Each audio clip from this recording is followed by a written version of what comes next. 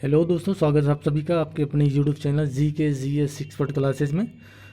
आज हम पढ़ेंगे पॉलिटी का थर्ड लेक्चर, अर्थात जो है जी एस पॉइंटर का पॉलिटी का third lecture. First and second lecture हो चुका है, जो ना देखे हों कृपया देख लें। ठीक है, साथ ही साथ में जो है हम थर्ड लेक्चर स्टार्ट कर रहे हैं। आज है टॉपिक है मूल अधिकार। सबसे पहले जितना भी कवर किया गया था स्टार्टिंग से हो रहा है, सारी पॉलिटी कवर की जा रही है इसमें। ठीक है, और आज जो है हम स्टार्ट करेंगे मूल अधिकार, अर्थात जो है फंडामेंटल राइट्स के बारे में जितनी भी सारी जानकारी है, जितनी भी सारी जानकारियाँ हैं सबको जो हम प्राप्त करेंगे। ठीक है, सो लेट स्टार्ट।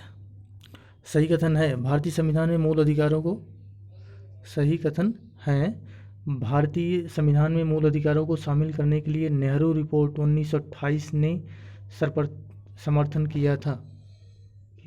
सही है। संविधान द्वारा मौलिक अधिकारों को लागू करने की शक्ति दी गई है उच्च न्यायालयों को। ठीक है, संविधान द्वारा मौलिक अधिकार अर्थात जो है आपका बोलने का राइट्स। ठीक है, बोलने का, कहीं बसने का, घूमने की स्वतंत्रता, अगर ये सारी चीज़ें या निजता का अधिकार, ये सारी चीज़ें हनन होता है तो आप सुप्रीम कोर्ट में या हाई कोर्ट में जो है याचिका दायर कर सकते हैं, उसके आपकी जो सुनवाई होगी। ठीक है, आगे देखते हैं।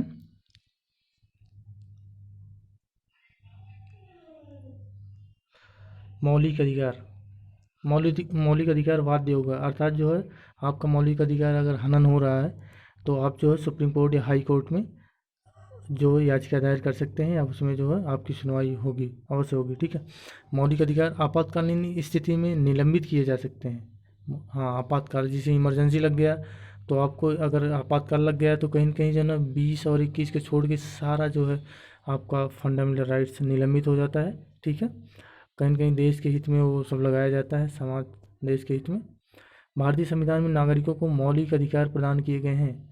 मौलिक अधिकार कितने प्रदान किए गए हैं? अनुच्छेद 12 से 35 के अंतर्गत। ठीक है, भारतीय संविधान के अनुच्छेदों में विधायन सत्ता पर पूर्ण नियंत्रण लगाता है। विधायन सत्ता पर पूर्ण नियंत्रण कौन लगाता है? अनुच्छेद 14। समानता का अधिकार संशोधन के निम्न अनुच्छेदों में के अंतर्गत दिया हुआ है। अनुच्छेद 14, अनुच्छेद 15, अनुच्छेद 16, अनुच्छेद 17 एवं अनुच्छेद 18।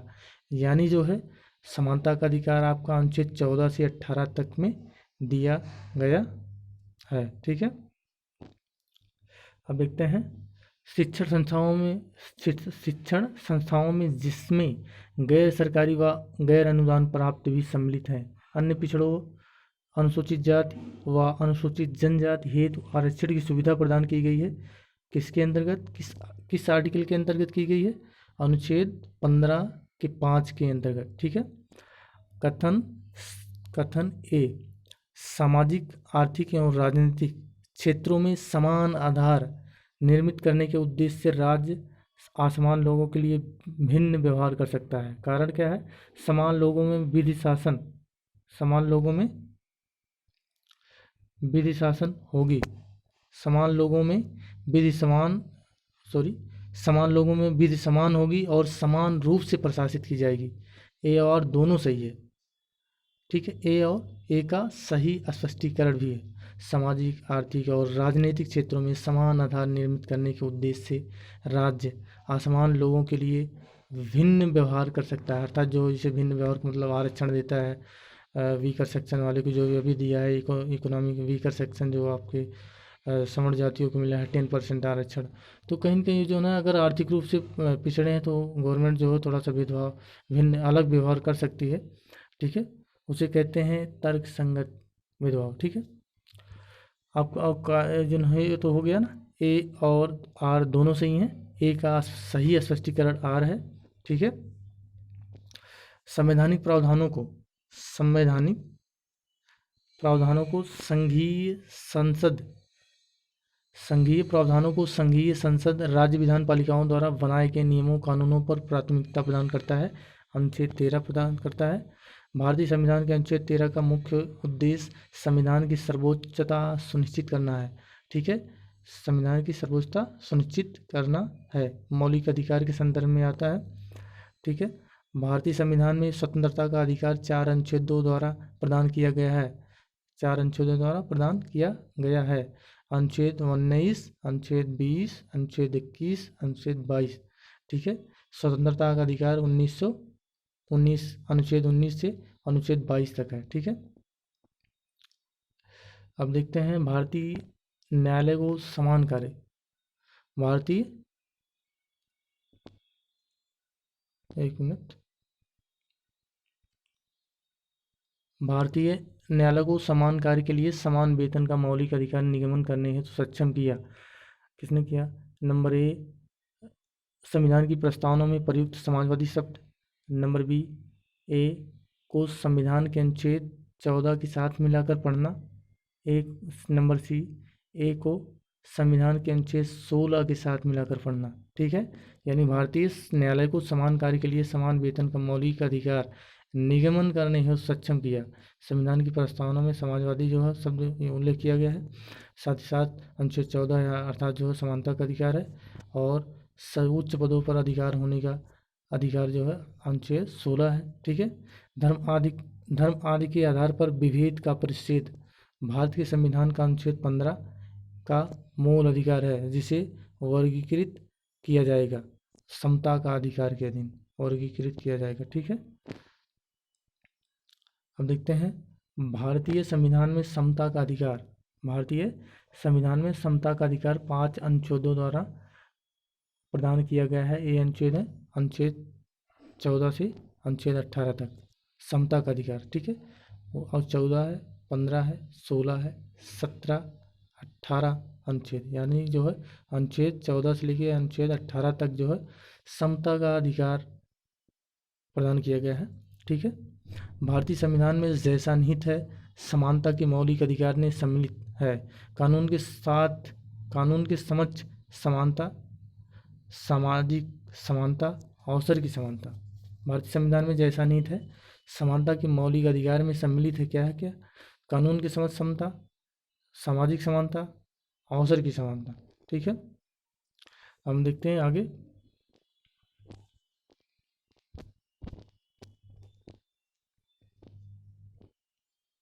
मौलिक अधिकार, मौलिक अधिकारों के अंतर्गत बच्चों के शोषण से संबंधित है। बच्चों के शोषण से संबंधित है आर्टिकल 24। यदि जो बच्चों के 14 वर्ष से कम उम्र के बच्चे जो हैं उनसे काम कराया जाता है तो कहीं कहीं बच्चे का आप शोषण कर रहे हैं। ठीक है, हाँ, लेकिन घर के लिए काम करवा रहे हैं कोई दिक्कत नहीं, बशर्ते अगर कहीं पैसे के लिए करवा रहे हैं, उनको रखे हैं चाहे होटल पे या अदर जगह, तो कहीं ना कहीं अपराध कर रहे हैं। ठीक है, तो उनकी जो है फंडामेंटल राइट्स का भी हनन कर रहे हैं, मूल अधिकार का। ठीक है, ICCPR के अनुच्छेद 24 द्वारा बाल अधिकार को सुरक्षित प्रदान किया गया है। ठीक है, बाल अधिकार को सुरक्षित प्रदान किया गया है आर्टिकल 24 के अंतर्गत। अस्पृश्यता का उन्मूलन, अस्पृश्यता अर्थात जो है SC ST के साथ जो भेदभाव किया जाता था कहीं न कहीं, और सारी चीज़ों का इसीलिए जो है गवर्नमेंट ने सबको उन्मूलन करने के लिए ये सारी चीज़ें जो छुआछूत है इस सबको समाप्त करने के लिए अनुच्छेद 17 लेके आया। ठीक है, ताकि जो इससे समाप्ति हो सके। जैसे कि तुरंत SC ST एक्ट लग जाता है तो कहीं न कहीं समाज में जो है इसने बेहतरीन भूमिका निभाई है, और एक्ट ऐसा होना भी चाहिए जैसा कि समाज में देखने को मिलता है भेदभाव। ठीक है, सो आप देखते हैं न्यायालय आधारित कर सकता है, क्या है? न्यायालय आधारित कर सकता न्यायालय उपधारित कर सकता है कि अपराध घटित करने वाला कोई कृत्य अस्पृश्यता के आधार पर किया गया था, यदि ऐसा अपराध अनुसूचित जाति के सदस्य के संबंध में किया गया है। ठीक है, भारत में अस्पृश्यता का निवारण निम्न उपायों द्वारा किया जा सकता है। अस्पृश्यता अर्थात जो छुआछूत का निवारण निम्न उपायों द्वारा किया जा सकता है। किसके द्वारा? कानून के द्वारा, कानून बनाकर, शिक्षा की उन्नति द्वारा, लोगों को शिक्षित कर, जन जागरण के द्वारा, यानी लोगों को जागरूकता के द्वारा जो है समाज में अस्पृश्यता को उन्मूलन किया जा सकता है, अर्थात जो है समाप्त किया जा सकता है। ठीक है, हालांकि पूर्ण रूप से कभी भी समाप्त नहीं हो सकता, लेकिन बहुत कम हो सकता है। ठीक है, क्योंकि किसी भी समस्या को आप पूरी तरह से, यार भ्रष्टाचार को आप कह दिया जाए पूरी तरह से समाप्त कर दिया जाए तो पूरी तरह से कभी समाप्त नहीं होगा। हाँ, ज़्यादातर भ्रष्टाचार प्रतिबंध लगाया जा सकता है, रोक लगाई जा सकती है, बट जो है कमी आ सकती है, लेकिन पूर्ण रूप से समाप्त नहीं हो सकता। ठीक है, हम देखते हैं मद्रास राज्य बनाम दोराजन। ये सुप्रीम कोर्ट में मामला गया था, मद्रास राज्य बनाम दोराजन 1951 के मुकदमे में भारतीय सर्वोच्च न्यायालय के निर्णय के परिणाम स्वरूप जिस मौलिक अधिकार को संशोधित किया गया है वह है भेदभाव के विरुद्ध अधिकार। कौन संशोधित किया गया था? भेदभाव के विरुद्ध अधिकार। अनुसूचित जाति तथा अनुसूचित जनजाति को मौलिक सामाजिक, आर्थिक, राजनीतिक तथा सांस्कृतिक अधिकार किया गया है। ठीक है, अनुच्छेद 17 के अंतर्गत क्या क्या किया गया है? अनुसूचित जाति तथा अनुसूचित जनजाति को मौलिक सामाजिक, आर्थिक, राजनीतिक तथा सांस्कृतिक अधिकार दिया गया है अनुच्छेद 17 के अंतर्गत। ठीक है, भारत का संविधान अस्पष्टता प्रेस की आज़ादी की व्यवस्था नहीं करता है। भारत का संविधान अस्पष्टता प्रेस की आज़ादी की व्यवस्था नहीं करता है, किंतु यह आज़ादी अंतर्निहित है अनुच्छेद 19(1)(a) के अंतर्गत। ठीक है, भारतीय संविधान में भाषण एवं अभिव्यक्ति की स्वतंत्रता के मूल अधिकार का प्रावधान है अनुच्छेद 19 में। अब देख लेते हैं इसमें जो है भाषण जो आप स्पीच देते हैं। अभिव्यक्ति का अर्थ होता है कि आप अपने विचारों को व्यक्त करना ही अभिव्यक्ति कहलाता है। चाहे आप अपने पिक्चर के माध्यम द्वारा या तस्वीर के माध्यम द्वारा या गाने के माध्यम द्वारा या कहानी के माध्यम द्वारा या फिर स्पीच के माध्यम द्वारा आप व्यक्त करें, किसी भी माध्यम द्वारा आप व्यक्त करें, उसी को अभिव्यक्ति कहते हैं। ठीक, समानता के अधिकार के भाग के रूप में बिना हथियार के शांतपूर्ण ढंग से इकट्ठा होने की स्वतंत्रता के अंतर्गत नहीं आता है। घेराव अफसर जो अपना कर्तव्य नहीं निभाते हैं, अर्थात आप जो अगर कहीं भी धरना प्रदर्शन कर रहे हैं या फिर कुछ कर रहे हैं, धरना प्रदर्शन कर रहे हैं, तो आप बिना सरकारी ज़मीन पे करेंगे, किसी प्राइवेट किसी निजी ज़मीन के ऊपर नहीं करेंगे। साथ ही साथ में आप हथियार लेके प्रदर्शन नहीं कर सकते हैं। ठीक है, और साथ ही आप जो कहीं ना कहीं हड़ताल करने का अधिकार आपको है नहीं। क्यों नहीं है? हड़ताल करने का अधिकार आपको अगर दिया जाएगा ना, तो उससे प्रॉब्लम ये होगी कि आप तालाबंदी कर देंगे, कंपनियां बंद हो जाएंगी। कंपनी कुछ दिन के लिए अगर बंद हो गई तो कहीं कहीं वहाँ उसमें जो उत्पादन होता है, मान लीजिए प्याज उत्पादन जो है, समझ लीजिए ब्रेड उत्पादन हो रहा है, यदि ब्रेड उत्पादन 3-4 दिन नहीं हुआ तो कहीं ना कहीं मार्केट में सप्लाई कम हो जाएगी। जब मार्केट में सप्लाई कम हो जाएगी तो उसकी प्राइस बढ़ जाएगी, रेट बढ़ जाएगा, तो जो लोग गरीब वर्ग हैं पैसे नहीं दे पाएंगे, क्योंकि कास्ट बढ़ जाएगा, महंगा हो जाएगा। जब महंगा हो जाएगा भाई स्वाभाविक रूप से खरीद नहीं पाएंगे। जब खरीद नहीं पाएंगे तो कहीं कहीं वो वंचित हो जाएंगे। इसलिए गवर्नमेंट कहती है कि हड़ताल का अधिकार आपको नहीं है। ठीक है, आप धरना प्रदर्शन कर सकते हैं। ठीक है, अब देखते हैं नागरिक की विचार अभिव्यक्ति की स्वतंत्रता पर प्रतिबंध नहीं लगाया जा सकता। कब नहीं लगाया जा सकता? अवांछनीय आलोचना के कारण। नागरिक की विचार अभिव्यक्ति की स्वतंत्रता पर प्रतिबंध नहीं लगाया जा सकता।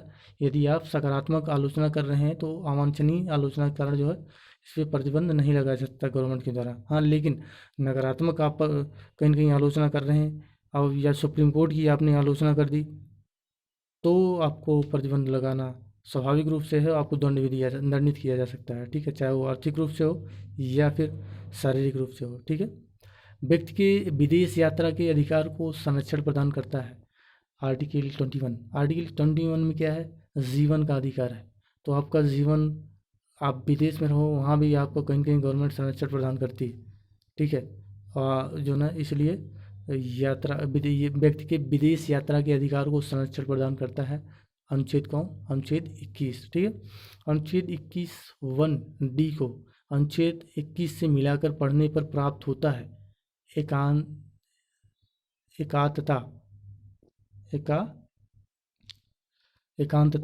का अधिकार। ठीक है, इसमें थोड़ा सा नहीं दिख रहा था इसलिए थोड़ी सी प्रॉब्लम होती है। ठीक है, स्क्रीन पे इसलिए एकांतता का अधिकार जो हमने बोला है ना, इसमें क्लियर नहीं दिख रहा था कि इस पर बिंदु है या नहीं, थोड़ा सा उस पर जो है स्क्रीन पे थोड़ी प्रॉब्लम है। ठीक है, देखते हैं धार्मिक स्वतंत्रता के अधिकार के प्रावधान के अंतर्गत सम्मिलित हैं धर्म प्रचार करने का अधिकार,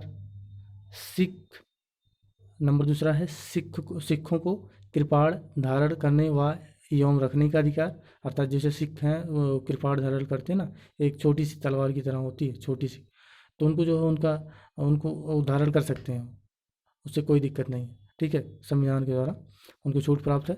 और धर्म अगर प्रचार प्रसार करना है आपको धर्म का तो आप कर सकते हैं। राज्यों को समाज सुधारक विधि निर्माण का अधिकार है, राज्य जो है समाज सुधार के लिए विधि निर्माण कर सकते हैं, जैसे 3 तलाक मुद्दा, 3 तलाक जो है बैन किया गया है गवर्नमेंट के द्वारा, ठीक है। साथ ही साथ में आप जो है देख रहे हैं कि जनसंख्या नियंत्रण गवर्नमेंट, यूपी गवर्नमेंट या असम गवर्नमेंट करने का भूमिका इस समय चर्चा में है, और इसीलिए जो है इसीलिए कहा जा सकता है कि राज्यों को समाज सुधारक विधि निर्माण का अधिकार है, ठीक है, ठीक है। संविधान के अनुच्छेद 25 के अनुसार धर्म स्वतंत्र का अधिकार अधीन है। संविधान के अनुच्छेद 25 के अनुसार धर्म स्वातंत्र्य का अधिकार अधीन है सार्वजनिक व्यवस्था, स्वास्थ्य तथा सदाचार की, ठीक है। 25 में दिया गया है कि जो है आप आर्टिकल 25 में दिया गया है कि आप जो है धर्म की आंतरिक यानी अपनी आत्मा से अपनी इच्छा के अनुसार किसी धर्म का प्रचार प्रसार करें या किसी धर्म को फॉलो करें या आचरण करें, जो भी करें आंतरिक सेटिस्फेक्शन अपने दिल से करें, ना कि किसी के दबाव में। यदि किसी के दबाव में करते हैं, जिस नहीं होता, कभी कभी होता है कि लोग शादी कर लेते हैं और किसी स्त्री से शादी कर लें या उसका धर्म परिवर्तन के लिए उसको फोर्सफुली करवाया गया, उसका मर्जी नहीं था, उसका इच्छा नहीं था कि धर्म परिवर्तन करा ले, परंतु जो है लोग फोर्सफुली दबाव डालकर उसको धर्म परिवर्तन करा लेते हैं। मामला बाद में पता चलता है कि फोर्सफुली करवाया गया, इसलिए जो गवर्नमेंट तुरंत एक्शन लेती है उस पर, ठीक है। सिखों द्वारा कृपाण धारण करना धार्मिक स्वतंत्रता का अंग माना गया है अनुच्छेद 25 के अंतर्गत, ठीक है। अनुच्छेद 25 का संबंध है धर्म की स्वतंत्रता से। किससे संबंध है? धर्म की स्वतंत्रता से संबंध है, ठीक है। धर्म की स्वतंत्रता से संबंध है। अब इसमें देखते हैं सही सुमेलित है, सही सुमेलित है। अनुच्छेद 23 में क्या है? मानव के दुर्व्यवहार एवं बलात्श्रम का प्रतिबंध है। अनुच्छेद 23 में क्या है? मानव के दुर्व्यवहार, अर्थात जो है मानव का बेचना, ये सारी चीज़ें जो है मानव के दुर्व्यवहार होगा, ठीक है। बेचना या फिर उनसे जो है जो उसमें करते हैं ना वैश्यावृत्ति में इन्वॉल्व करना, तो ये सारी चीज़ें मानव के दुर्व्यवहार पर के अंतर्गत आता है। बलात्श्रम, ज़बरदस्ती किसी को काम करवाना, ये बलात्श्रम ही है। या फिर कम पैसे देकर काम करवाना, ये भी बलात्श्रम के अंतर्गत आता है, ठीक है। जैसे कि अभी मिड डे मील वाला MDM में मामला आया था यूपी में, जो खाना बनाते हैं लोग, उनको बहुत कम वेतन दिया जाता है, ठीक है, जिसके कारण जो है इलाहाबाद हाई कोर्ट ने डिसीजन दिया है कि ये बलात्श्रम है, आप कहीं ना कहीं इनको जो वेतन दे रहे हैं इतना बहुत ही कम वेतन है, ठीक है, इसको बढ़ाया जाए। तो ये सारी चीज़ें हैं, इसी को आधार बनाते हुए उन्होंने डिसीजन दिया था अनुच्छेद 23 को आधार बनाते हुए। साथ ही साथ में एक जो लेबर कानून होता है उसको आधार बनाते हुए हाई कोर्ट ने डिसीजन दिया था, ठीक है। अनुच्छेद 24 कारखानों आदि में बालकों के नियोजन का परिच्छेद, कारखानों आदि में बालकों के नियोजन का परिच्छेद है अनुच्छेद 24, अर्थात जो है 14 वर्ष से कम आयु के बच्चे जो है कारखाने में काम नहीं कर सकते हैं, या फिर अगर खतरा वाला काम है तो 18 वर्ष तक के नीचे वाले बच्चे भी खतरे वाले काम में नहीं काम कर सकते, ठीक है। यदि काम करते हैं तो कहीं न कहीं जो उनके फंडामेंटल राइट्स का हनन होता है, साथ ही साथ में गवर्नमेंट जो है एक्शन ले सकती है, ठीक है। अनुच्छेद 26 धार्मिक कार्यों के प्रतिबंध की धार्मिक कार्यों के प्रबंध की स्वतंत्रता प्रदान करता है, अर्थात जो है आप कोई धार्मिक संस्था बना लिए हैं तो आप जो है आर्टिकल 26 के अंतर्गत आपको जो है अधिकार दिया गया है कि आप जो है धार्मिक संस्था जो है कार्यों का प्रबंधन करें, ठीक है, मैनेजमेंट करें। सही सुमेलित है। व्यापार के दुर्व्यवहार तथा बलात्श्रम का परिच्छेद अनुच्छेद 23 में है। हमने बताया दुर्व्यापार क्या है, बलात्श्रम क्या है, ज़बरदस्ती किसी काम कराने या मजदूरी कम देना, ठीक है। अल्पसंख्यक वर्गों के हितों का संरक्षण आर्टिकल 29 में है, ठीक है। संवैधानिक उपचारों का अधिकार अनुच्छेद 32 में है। संवैधानिक उपचारों का अधिकार अर्थात जो है इसमें रिट जारी करते हैं, सुप्रीम कोर्ट या हाई कोर्ट रिट जारी करते हैं अधीनस्थ न्यायालयों को, या फिर कोई अधिकारी अच्छा काम नहीं कर रहा है, अपने दायित्व का भूमिका नहीं निभा रहा है, तो कहीं न कहीं जो है रिट जारी करते हैं, ठीक है। जिससे कि संवैधानिक उपचारों का अधिकार जो है आर्टिकल 32 के अंतर्गत जो है सुप्रीम कोर्ट जारी करता है, लेकिन 226 के अंतर्गत जो है हाई कोर्ट जारी करता है, ठीक है, रिट जारी करता है। अब इसमें देखते हैं अल्पसंख्यकों को अपनी मनपसंद शिक्षण संस्थाओं को स्थापित एवं संचालित करने के अधिकार को संरक्षण प्रदान किया गया, ठीक है। क्या किया गया? अल्पसंख्यकों को अपनी मनपसंद शिक्षण संस्थाओं को स्थापित एवं संचालित करने के अधिकार को संरक्षण प्रदान किया गया है। किस अनुच्छेद के अंतर्गत? अनुच्छेद 30 के अंतर्गत, ठीक है, अनुच्छेद 30 के अंतर्गत, ठीक है। अब इसमें है आपका भारतीय संविधान के अनुच्छेद 32 के अंतर्गत परिवर्तित किए जा सकते हैं मौलिक अधिकार, ठीक है। सही सुमेलित इस प्रकार है। सही सुमेलित क्या है? भारतीय संविधान का अनुच्छेद है इधर, और ये प्रावधान है। इसमें कौन कौन प्रावधान किया गया है इसको बारे में जानकारी है, ठीक है। अनुच्छेद 16(2) के अंतर्गत क्या है? किसी भी व्यक्ति के साथ उसके वंश, धर्म अथवा जाति के आधार पर सार्वजनिक नियुक्ति के मामले में भेदभाव नहीं किया जा सकता। अर्थात कोई भी गवर्नमेंट हो, ठीक है, या फिर कहीं कंपनी हो, वंश, धर्म, जाति के आधार पर आप जो है भेदभाव नहीं कर सकते। यानी सरकारी नौकरी पे आप पोस्ट जो है पोस्टिंग नहीं कर सकते, नियुक्ति नहीं कर सकते इस आधार पे भेदभाव करके, ठीक है। किसके आधार पे? वंश के आधार पे, धर्म के आधार पे, जाति के आधार पे आप सार्वजनिक नियुक्ति अर्थात सरकारी पदों पे नियुक्ति नहीं कर सकते, ठीक है। अनुच्छेद 29 के भाग 2, अनुच्छेद 29 के भाग 2 में किसी भी नागरिक को धर्म, वंश, जाति, भाषा या इनमें से किसी भी आधार पर राज्य द्वारा संपोषित किया जा सकता है, ठीक है। राज्य द्वारा संपोषित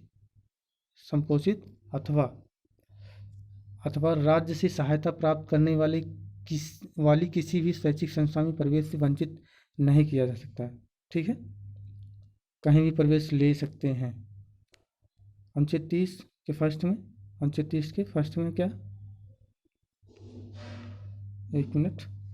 अनुच्छेद 30 के फर्स्ट में सभी अल्पसंख्यकों को, चाहे वे धर्म के आधार पर हों या भाषा के आधार पर हों, आधार पर अपनी पसंद की शैक्षिक संस्थाएं स्थापित करने और उन्हें संचालित करने का मौलिक अधिकार होगा। यानी अल्पसंख्यक जो धार्मिक रूप से कम लोग हैं, या फिर जो है आपके भाषाओं के आधार पर अल्पसंख्यक इसमें जो है कहीं न कहीं बनाया गया है। हालांकि इसका जो है एक्सप्लेन परिभाषित नहीं किया गया है कि अल्पसंख्यक कौन है, बट जो है हम अल्पसंख्यक देखते हैं कि भाषाओं के आधार पर या फिर धर्म के आधार पर मानते हैं। तो जो अल्पसंख्यक वर्ग हैं उनके बच्चे जो अपनी मनपसंद की, ठीक है, धर्म के आधार पर हो या भाषा के आधार पर अपनी पसंद की शैक्षिक संस्थाएं स्थापित कर सकते हैं। साथ ही साथ उन्हें संचालित करने का मौलिक अधिकार होगा। किसके अंतर्गत? आर्टिकल अनुच्छेद 30 के फर्स्ट के अंतर्गत, ठीक है, भाग फर्स्ट के अंतर्गत। इसमें है अनुच्छेद 31 के भाग पहला किसी भी कानून को, किसी भी व्यक्ति को कानून के प्राधिकार के सिवाय उसकी संपत्ति से वंचित नहीं किया जा सकता। किसी भी व्यक्ति को कानून के प्राधिकार के सिवाय उसकी संपत्ति से वंचित नहीं किया जा सकता, न्यायपालिका ने कहा, ठीक है। जिसे संविधान में प्रावधान किया गया है, जैसा भी उसी के अनुसार किया जाना चाहिए, ना कि जो है उसकी संपत्ति को हड़प लिया जाए, ठीक है। कानून के अनुसार होना चाहिए, ना कि उस तरह से, ठीक है। इससे हालांकि डिबेट बहुत सारा है, इसको पॉलिटी में जब लेक्चर लेंगे हम तब इसको पढ़ाएंगे, ठीक है। मौलिक अधिकारों का संरक्षक, मौलिक अधिकारों का संरक्षक कौन है? न्यायपालिका है, ठीक है।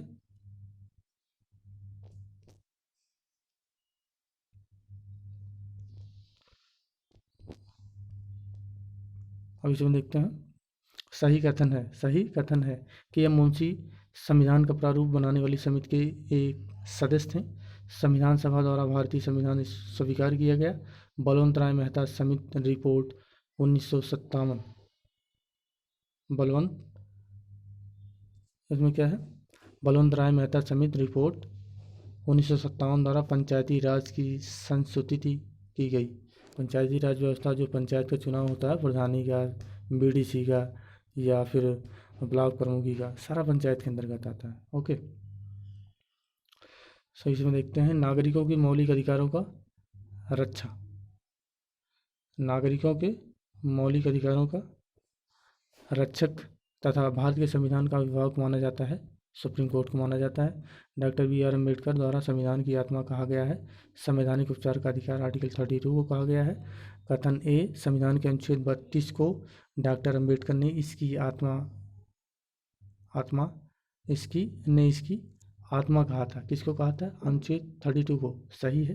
कारण अनुच्छेद 32, क्योंकि अनुच्छेद 32 मौलिक अधिकारों के अतिक्रमण के विरुद्ध प्रभावी उपचार का प्रावधान करता है। बिल्कुल सही, ठीक है, ये दोनों सही है। इसमें कथन और कारण में क्वेश्चन आता भी है। यदि देखिए कथन दिया गया है, इसमें जो कथन है ये भी सही है, साथ ही साथ में इसका जो कारण है, कारण भी सही है, और इसका जो पहले का रीजन है, रीजन जो बताया है अनुच्छेद 32 मौलिक अधिकारों के अतिक्रमण के विरुद्ध प्रभावी उपचार का प्रावधान करता है, बिल्कुल सही है, ये भी एक्सप्लेन करता है। ठीक है, इसमें जो है व्यक्तिगत स्वतंत्रता के लिए उच्च न्यायालय द्वारा जारी कर सकता है, उच्च न्यायालय जारी कर सकता है हैवियस कार्पस अर्थात दो बंदी प्रत्यक्षीकरण को जारी कर सकता है। सही सुमेलित इस प्रकार है। मौलिक कर्तव्य संविधान का 42वां संशोधन के द्वारा मौलिक कर्तव्य बनाया गया। ठीक है, संसद मौलिक अधिकारों में संशोधन कर सकती है केशवानंद भारती केस के द्वारा। संसद जो है मौलिक अधिकारों में संशोधन कर सकती है। Keshavananda Bharati case Supreme Court में गया था, तो उन्होंने डिसीजन दिया कि संसद जो है मौलिक अधिकारों में संशोधन कर सकती है। ठीक है, इंसानों के अनैतिक व्यापार का निषेध, इंसानों के अनैतिक व्यापार का निषेध जो है अनुच्छेद 23 में किया गया है। ठीक है, जैसे कि पहले दास प्रथा थी, लोग बेच देते थे, तो इसलिए कानून बनाना पड़ा कि लोग किसी को बेच ना पाए। ठीक है, नहीं तो मानो है कहीं न कहीं क्या ना बेच दें, मरने के बाद भी बेच देंगे। ठीक है, सही सुमेलन इस प्रकार है। सूची फर्स्ट, सूची सेकंड, उपाधियों का निषेध जो है अनुच्छेद 18, उपाधियों का निषेध अनुच्छेद 18 में है। इसमें उपाधि हम क्या है, जैसे पहले जयराम, दयाराम, सीताराम, ये सारी चीज़ें जो कहीं न कहीं उपाधि देते थे उस समय। ठीक है, पहले के ज़माने में, तो उससे क्या है, समाज में असमानताएं फैलती थी। अगर जैसे हमको उपाधि मिल गई, हमारे जो आस पड़ोस के हैं, हम अपने आप को बहुत ज़्यादा श्रेष्ठ अपने आप को मानेंगे, स्वाभाविक रूप से मानेंगे, क्योंकि उपाधि दूर दूर तक बहुत कम ही लोगों को मिलती है। सो इसलिए गवर्नमेंट ने अधिनियम लाया कि जो है अनुच्छेद 18 लाई, ताकि इसको समाप्त किया जा सकते और समाज में भेदभाव जो है आर्टिकल 14 को बेहतरीन रूप से कायम किया जा सके। ठीक है, धार्मिक मामलों के प्रबंधन की स्वतंत्रता अनुच्छेद 26। ठीक है, यानी कोई धार्मिक संस्था आपने गठित किया, साथ ही साथ में उसको आप प्रबंधन भी कर सकते हैं अनुच्छेद 26 के अंतर्गत। अल्पसंख्यकों की भाषा का संरक्षण, अल्पसंख्यकों की भाषा का संरक्षण अनुच्छेद 29 के अंतर्गत है। ठीक है, कि जो अल्पसंख्यक वर्ग हैं वो अपनी भाषा का संरक्षण कर सकते हैं। ठीक है, शिक्षा का अधिकार, शिक्षा का अधिकार में अनुच्छेद 21A के अंतर्गत शिक्षा का अधिकार का प्रावधान किया गया है। ठीक है, अब हम देखते हैं संसद को मौलिक अधिकारों में संशोधन का अधिकार दिया किसने, किस वाद में दिया? केशवानंद भारती वाद में। सुप्रीम कोर्ट में मैटर गया था ये, संसद को मौलिक अधिकारों में संशोधन का अधिकार है, केशवानंद भारती वाद। भारत के सर्वोच्च न्यायालय ने संविधान की मूल संरचना सिद्धांत यानी बुनियादी ढांचा सिद्धांत का प्रतिपादन किया है केशवानंद भारती बनाम केरल राज्य मुकदमे में कानूनी। ठीक है, क्या है, केशवानंद भारती बनाम केरल राज्य मुकदमे में भारत के सर्वोच्च न्यायालय ने संविधान की मूल संरचना सिद्धांत अर्थात दो बुनियादी ढांचा सिद्धांत का प्रतिपादन किया है। ठीक है, संपत्ति का अधिकार कानूनी अधिकार है, ना कि मौलिक अधिकार। ठीक है, संपत्ति के मूल अधिकार का लोप किया गया। संविधान 44वां संशोधन अधिनियम 1978 के द्वारा, ठीक है। संपत्ति के मूल अधिकार, पहले मूल अधिकार बनाया गया था, ठीक है, लेकिन संपत्ति, अब जैसे कि देश आज़ाद हुआ और बहुत सारा हमको काम करना था, रोड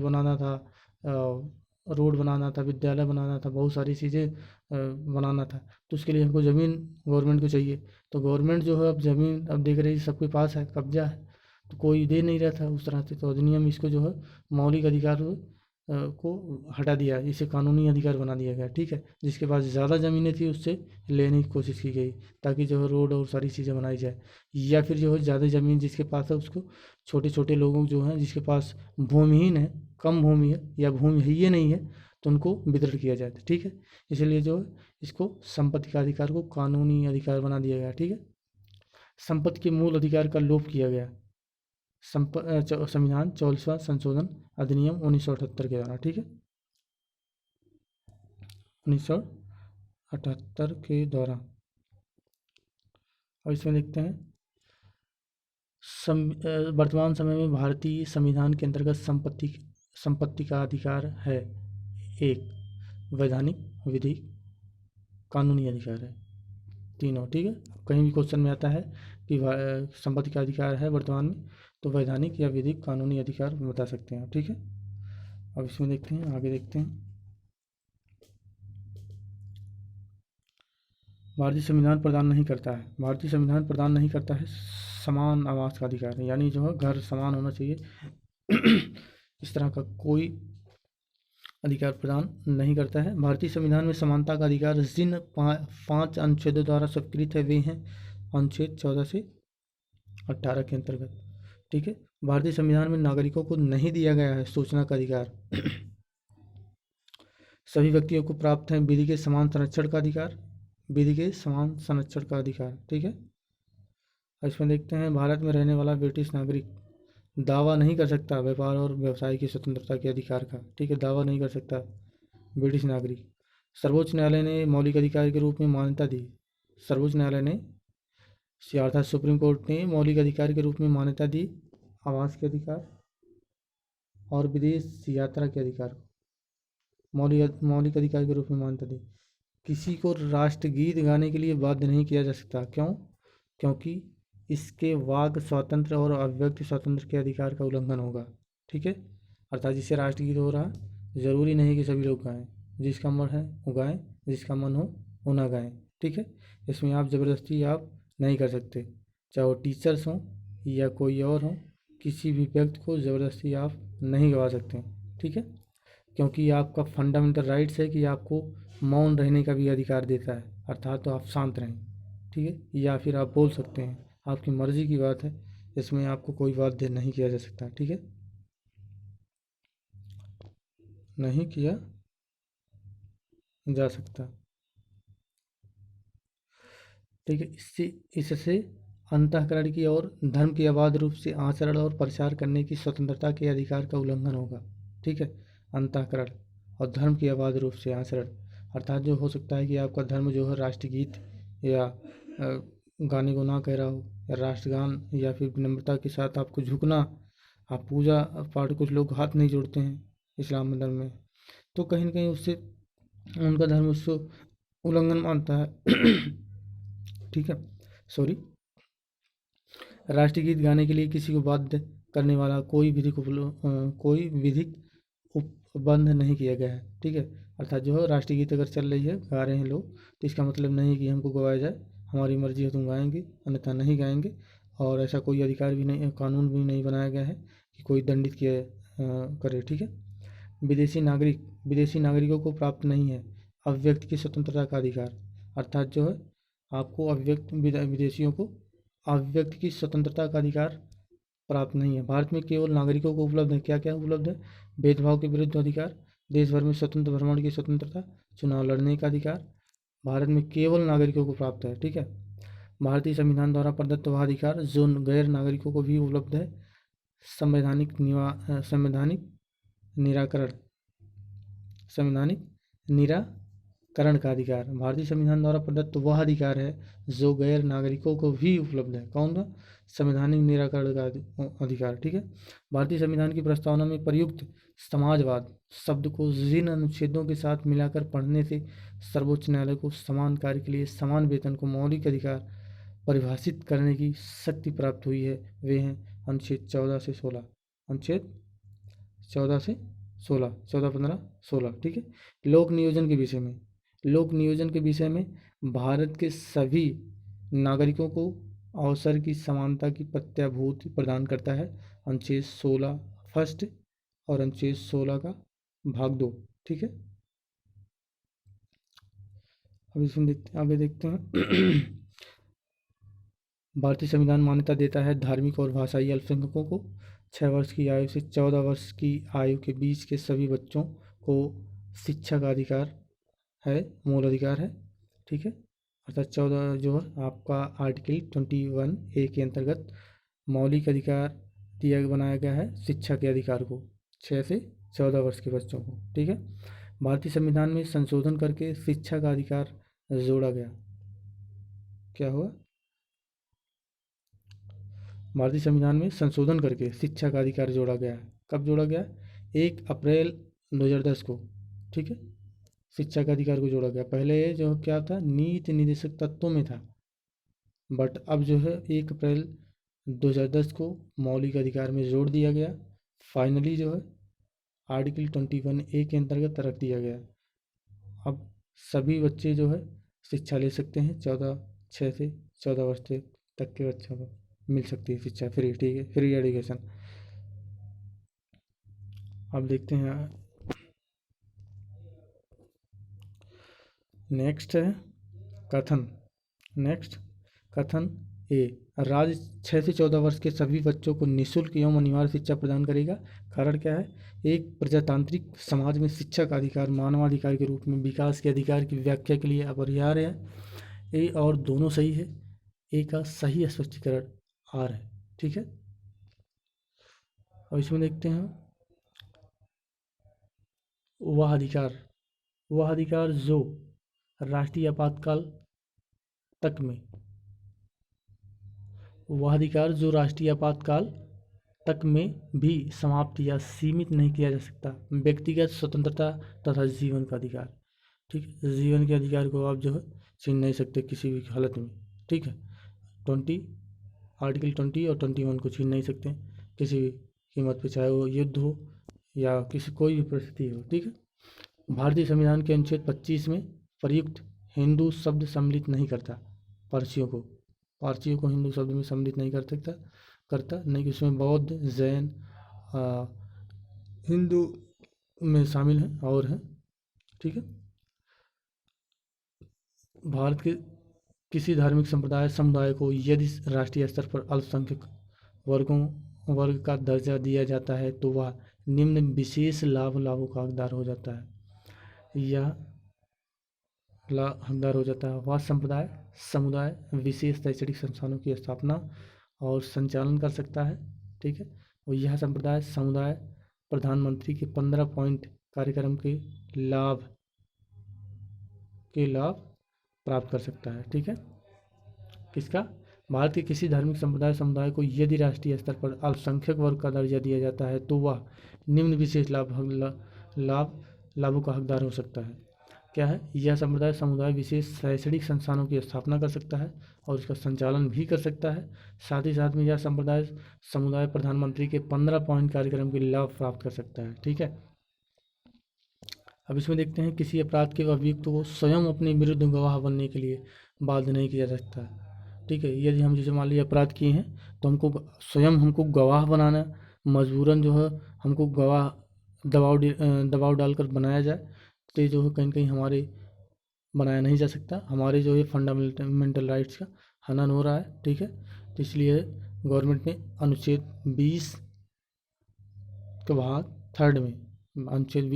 3 में प्रावधान किया है कि हमको जो है स्वयं को गवाह नहीं बनाया जा सकता। ठीक है। दोष सिद्धि के संबंध में अभियुक्तों को दोहरे दंड एवं स्वभिशंसन से संरक्षण प्रदान करना। दोष सिद्धि के संबंध में अर्थात जैसे मान लीजिए हम कोई अपराध किए हैं तो हमको दोहरा दंड नहीं दिया जा सकता है। एक अपराध के लिए एक ही दंड दिया जा सकता है, एक बार, ना कि बार बार। ठीक है। विधि की सम्यक प्रक्रिया के सिद्धांत को शामिल किया गया है।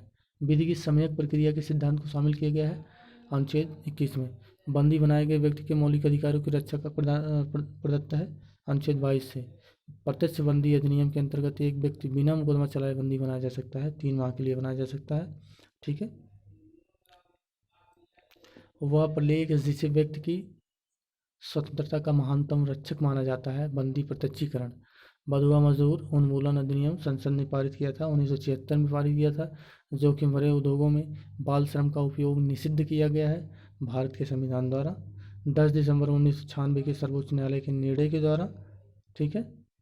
क्या है? जोखिम भरे उद्योगों में बाल श्रम का उपयोग निषिद्ध किया गया है भारत के संविधान द्वारा, 10 दिसंबर 1996 के सर्वोच्च न्यायालय के निर्णय द्वारा। ठीक है। 18 वर्ष से कम वाले बच्चे जो इसमें काम नहीं कर सकते, जोखिम वाले, जो खतरा वाला काम हो ज़्यादा। ठीक है। और संयुक्त राष्ट्र के चार्टर द्वारा भी इसमें प्रतिबंधित किया गया है कि बाल श्रम जोखिम भरे उद्योगों में नहीं करवाया जा सकता। ठीक है। और इसमें पूर्त कीजिए क्या है? अधिकार बिना कर्तव्य के उसी प्रकार है जैसे मनुष्य बिना परछाई के। अर्थात जो है आपको अधिकार तो दिया गया है, लेकिन आपको कर्तव्य पहले करना है। कर्तव्य नहीं करेंगे तो आप अधिकार का कोई मतलब नहीं। क्यों? क्योंकि अगर हम टीचर्स हैं, अगर हम नहीं पढ़ाते हैं, अपने कर्तव्य का जो पालन नहीं करते हैं अच्छी तरीके से, तो कहीं न कहीं जो बच्चा है, जो पढ़ते हैं, वो अपना जो एजुकेशन लेने से वंचित हो जाएंगे। तो इससे जो है कहीं न कहीं समाज में अहित हो जाएगा। समाज हमारा जो है इंडिया बहुत पीछे हो जाएगा। बहुत सारी चीज़ें हैं जो कि पहले कर्तव्य को रखना चाहिए, उसके बाद अधिकार को, ना कि पहले अधिकार को फिर कर्तव्य को। ठीक है। इसको हम जब पढ़ाएंगे ना फंडामेंटल राइट्स पॉलिटी में, तो बेहतरीन रूप से समझाएंगे। ओके, तो आगे देखते हैं। इसमें हो गया है आपका एक नया टॉपिक आता है, राज्य की नीति निर्देशक तत्व। राज्य की नीति निर्देशक तत्व। ठीक है। डीपीएसपी भी इसको कहा जाता है, directive principle state and state policy. ठीक है। राज्य की नीति के निर्देशक तत्व यह कहाँ से लिया गया है? आयरलैंड से लिया गया है। कहाँ से? आयरलैंड से लिया गया है। ठीक है। भारत की राज्य के नीति निर्देशक सिद्धांतों को भारतीय संविधान में शामिल किए जाने का उद्देश्य है सामाजिक और आर्थिक प्रजातंत्र को स्थापित करना। राज्य के नीति निर्देशक सिद्धांतों का उद्देश्य है राज्य के नीति निर्देशक सिद्धांतों का उद्देश्य है एक कल्याणकारी राज्य की स्थापना करना, सामाजिक आर्थिक न्याय को सुनिश्चित करना। ठीक है। इसका उद्देश्य है, किसका उद्देश्य है? राज्य के नीति निर्देशक सिद्धांतों का उद्देश्य एक कल्याणकारी राज्य की स्थापना करना, अर्थात जो है राज्य सबके कल्याण में काम करे। ठीक है। ज़्यादा से ज़्यादा कल्याण करने की कोशिश करे। ठीक है। सामाजिक आर्थिक न्याय को सुनिश्चित करे। सामाजिक न्याय हो अर्थात समानता हो समाज में, आर्थिक न्याय हो, ना कि बहुत ज़्यादा किसी के पास बहुत ज़्यादा संपत्ति हो, किसी के पास बहुत कम संपत्ति हो, तो ऐसा ना हो। ठीक है। और एक धर्मनिरपेक्ष राज्य की स्थापना करना, अर्थात जो हो राज्य का कोई धर्म नहीं होगा और सारे जितने भी लोग धर्म हैं, जो धर्म को फॉलो करते हैं, जिस भी धर्म से बिलोंग करते हैं, उनकी रक्षा करना। ठीक है। राज्य की नीति के निर्देशक तत्वों के बारे में सही कथन है। राज्य की नीति के निर्देशक तत्वों के बारे में सही कथन है। क्या है?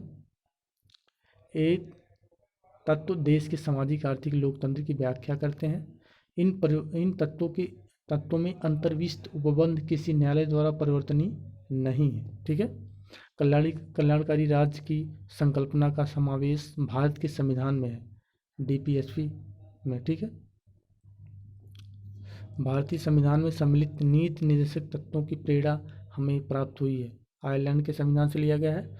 नीति निर्देशक सिद्धांत जो वाद्य योग नहीं, अर्थात जो इसे अगर नीति निर्देशक तत्व में जो भी प्रावधान दिए हैं, जो भी आर्टिकल अनुच्छेद दिए गए हैं, उसको जो है जोर जबरदस्ती करके नहीं करवाया जा सकता। ठीक है। यदि सुप्रीम कोर्ट में मामला इसको ले भी नहीं ले जाया जा सकता है। ठीक है। यानी कोई मामला हो इससे डीपीएसपी से संबंधित, यानी नीति निर्देशक सिद्धांत से संबंधित, मामला सुप्रीम कोर्ट में नहीं ले जाया जा सकता। सॉरी, पानी नहीं पिया हूँ, थोड़ा सा प्रॉब्लम हो रही है, क्लियरिटी, ठीक है, तो कॉपरेट करिएगा। भारत के संविधान के अनुसार देश के शासन के लिए आधारभूत है। भारत के संविधान के अनुसार देश के शासन के लिए आधारभूत है राज्य की नीति के निर्देशक तत्व, ठीक है। समान कार्य के लिए समान वेतन भारत के संविधान में सुनिश्चित किया गया है। राज्य के नीति निर्देशक सिद्धांतों का राज्य के नीति निर्देशक सिद्धांतों का अंग है समान कार्य के लिए समान वेतन देना, ठीक है। अब इसमें देखते हैं भारत में पंचायती राज प्रणाली। भारत में पंचायती राज प्रणाली की व्यवस्था की गई है डीपीएसपी के अंतर्गत, ठीक है। राज्य सरकार को ग्राम पंचायतों को संगठित करने के लिए निर्देशित करता है। अनुच्छेद 40 भारत के संविधान के अंतर्गत ग्राम पंचायतों का गठन निर्देशक सिद्धांत है, ठीक है, निर्देशक सिद्धांत है। सही सुमेलित इस प्रकार है। अनुच्छेद 40 ग्राम पंचायतों के गठन की बात करता है, जो कि गवर्नमेंट ने किया भी है। अनुच्छेद 41 कुछ दशाओं में काम, शिक्षा और लोक सहायता पाने का अधिकार, बिल्कुल सही। अनुच्छेद 44 नागरिकों के लिए समान नागरिक संहिता के बारे में बात करता है, प्रावधान करता है, ठीक है। और अनुच्छेद 48 कृषि एवं पशुपालन का गठन की बात करता है, ठीक है। अब देखिए इस समय जो है अनुच्छेद 44 की बात इस समय चल रही है। दिल्ली हाई कोर्ट ने भी बोला है कि समान नागरिक संहिता लागू किया जाएगा, गवर्नमेंट के द्वारा अधिनियम बनाया जाएगा, तो इसको तो कहीं न कहीं जो है ना चर्चा में चल रही, ठीक है। तो आ भी सकता है कि अनुच्छेद 44 अर्थात समान नागरिक संहिता किस अनुच्छेद के अंतर्गत आता है, तो दे देगा अनुच्छेद 41, अनुच्छेद 42, अनुच्छेद 43, अनुच्छेद 44। तो अनुच्छेद 44 को ध्यान रखिएगा, ठीक है। कथन ए मनरेगा दर मनरेगा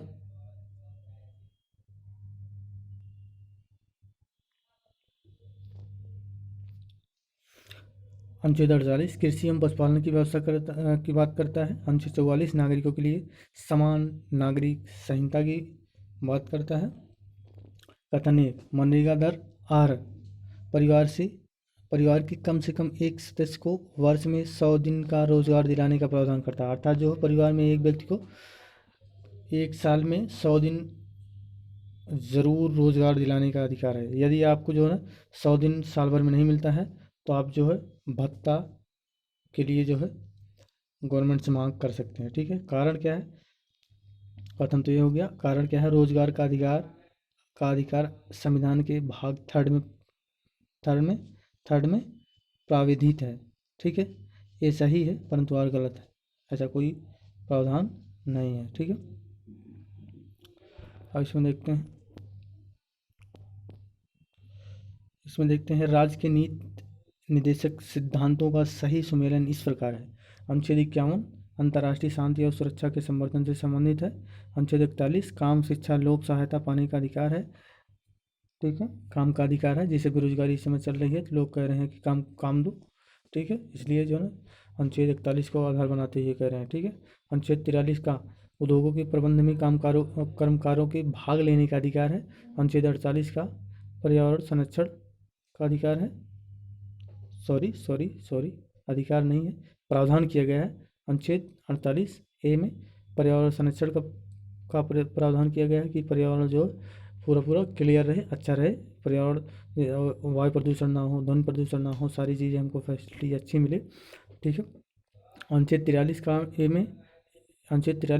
का में उद्योगों के प्रबंधन में कर्मकारों के भाग लेने का अधिकार है, ठीक है, इसमें प्रावधान किया गया है। अनुच्छेद 41 में क्या प्रावधान किया गया है, अनुच्छेद 41 में काम, शिक्षा, लोक सहायता पाने का अधिकार प्रावधान किया गया है, ठीक है। पर्यावरण संरक्षण की बात की गई है अनुच्छेद 48 ए में, ठीक है। अब इसमें देखते हैं भारत के संविधान में अंतर्राष्ट्रीय शांति और सुरक्षा की अभिवृद्धि का उल्लेख है डीपीएसपी में। भारत की विदेश नीति से संबंधित है। अनुच्छेद 51 संविधान जिनके शोषण के विरुद्ध अधिकार स्वीकृत करता है बच्चे, स्त्रियां, जनजातियां, ठीक है। राज्य के नीति निर्देशक तत्व हैं मद्य निषेध, गौ संरक्षण, पर्यावरण संरक्षण, ठीक है। अब इसमें देखते हैं डीपीएसपी सिद्धांत। डीपीएसपी राज्य के नीति निर्देशक सिद्धांत मौलिक अधिकारों से भिन्न है क्योंकि निर्देशक सिद्धांत परिवर्तनीय नहीं है जबकि मौलिक अधिकार परिवर्तनीय है, ठीक है। गांधीवादी सिद्धांत जो राज्य की नीति के निर्देशक तत्वों में प्रतिबिंबित होते हैं। ग्राम पंचायतों में गांधी जो इस पे ज़्यादा जोर दे रहे थे, ठीक है। और डीपीएसपी में जैसा कि आपको राज्य के नीति निर्देशक सिद्धांत में भी गांधीवादी सिद्धांत दिया गया है, तो उसमें विचारधारा है, आइडियोलॉजी है, ग्राम पंचायतों को संगठित करना, ग्रामीण क्षेत्रों में कुटीर उद्योगों को प्रोत्साहित करना, ठीक है। तो गांधी जी का ये सारी विचार है। गांधी जी बहुत ज़्यादा इस पर जोर देते थे, ठीक है। राज्य के नीति निर्देशक सिद्धांतों में से वह किसके बारे में संविधान शांत है? प्रौढ़ शिक्षा, ठीक है। अर्थात जो 14 वर्ष से ऊपर वाले बच्चे हैं उनको लिए प्रावधान नहीं किया गया है कि उनके लिए फ्री एजुकेशन हो, ठीक है। राज्य का नीति निर्देशक सिद्धांत जो संविधान में बाद में जोड़ा गया, मुफ्त कानूनी सलाह है, ठीक है। तो राज्य के नीति निर्देशक सिद्धांतों में सम्मिलित नहीं है सूचना का अधिकार, ठीक है। नीति निर्देशक तत्व है समान नागरिक संहिता। राज्य के नीति निर्देशक तत्वों में क्या है? राज्य सुनिश्चित करने का प्रयास करेगा कि पुरुष और महिलाओं की समान कार्य हेतु समान वेतन, जीविकोपार्जन हेतु पर्याप्त साधनों का समान अधिकार हो, काम हेतु न्यायसंगत और मानवोचित दशाओं में रहे, ठीक है। यानी महिलाओं और पुरुषों का समान वेतन हो, लेकिन ऐसा भी भेदभाव होता है। राज्य के नीति निर्देशक सिद्धांत एक ऐसा चेक है जो बैंक की सुविधा अनुसार अदा किया जाता है। कहा था, किसने कहा था? केटी साहब ने कहा था। क्यों? इसको क्यों कहा गया? इसलिए कहा गया क्योंकि नीति निर्देशक सिद्धांत यानी उसको बैंक बोल दिया गया, उसमें जो प्रावधान किया गया है उसको जो उसमें संपत्ति बोल दिया गया है, अर्थात जो है उसमें जो भी है संपत्ति बोल दिया गया है। और उसमें जो गवर्नमेंट चाहेगी अपने अनुसार काम करेगी, ना कि लोगों के अनुसार, ठीक है। अब देखते हैं इसमें भारतीय संविधान में मूल कर्तव्य शामिल किया गया है। स्वर्ण सिंह समिति की संस्तुति, सॉरी हम आगे हैं। आज के लिए बस इतना ही, और कल हम पढ़ेंगे मूल कर्तव्य। यदि आपने इस चैनल को सब्सक्राइब नहीं किया है तो कृपया सब्सक्राइब कर लें, ठीक है। और बेल आइकन को की प्रेस कर लें ताकि आने वाले हर वीडियो की लिंक आपके पास पहुंचती रहेगी। सो इसी के साथ हम अपनी वाणी को विराम देते हैं। Thank you so much. जय हिंद, वंदे मातरम, धन्यवाद।